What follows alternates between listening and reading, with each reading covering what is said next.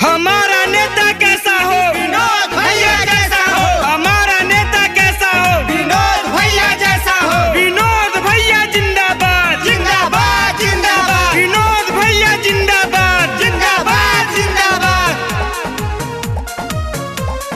हाथ हम जोड़िल पड़िल पैया चाचा चाची बात सब मन भाभी भैया अरे चाचा हाथ हम जोड़िल पड़िल पैया चाचा चाची बात सब मन भाभी भैया तो डॉक्टर विनोद जी के विजयी बनाय दाजा सब लोग जिताय दाजा हो तब भोजन भरी थाली पे बटन दबाय दाजा सब लोग जिताय दाजा हो जिताय दाजा हो।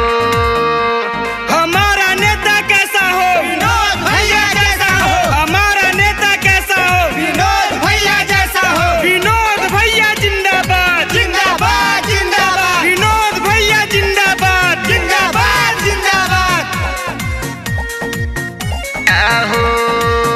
माझवा विधान सभा से खड़ा बाड़े विनोद जी सब लोग से हाथ जोड़ के बाटे अनुरोध जी।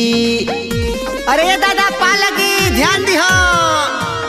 माझवा विधान सभा से खड़ा बाड़े विनोद जी सब लोग से हाथ जोड़ के बाटे अनुरोध जी सब जात पत के सही मिलाय दाजा सब लोग जिताय दाजा हो तब भोजन भरी थाली पे बटन दबाय दाजा सब लोग जिताय दाजा हो ताय दाजा हो।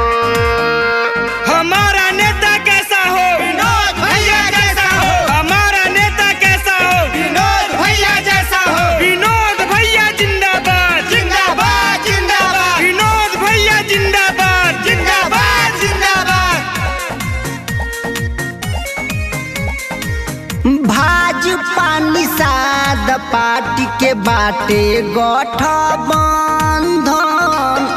इहे बात सब के बतावा सब जन जन। ये बुढ़िया माई गोड़ छुके गोड़ लगाता नी। भाजपा निषाद पार्टी के बाटे गठबंधन इहे बात सब लोग बताव सबके जन जन। तराजू उपेंद्र जी सब के बताए दाजा सब लोग जिताय दाजा हो तो डॉक्टर विनोद जी के विजयी बनाय दाजा सब लोग जिताय दाजा हो।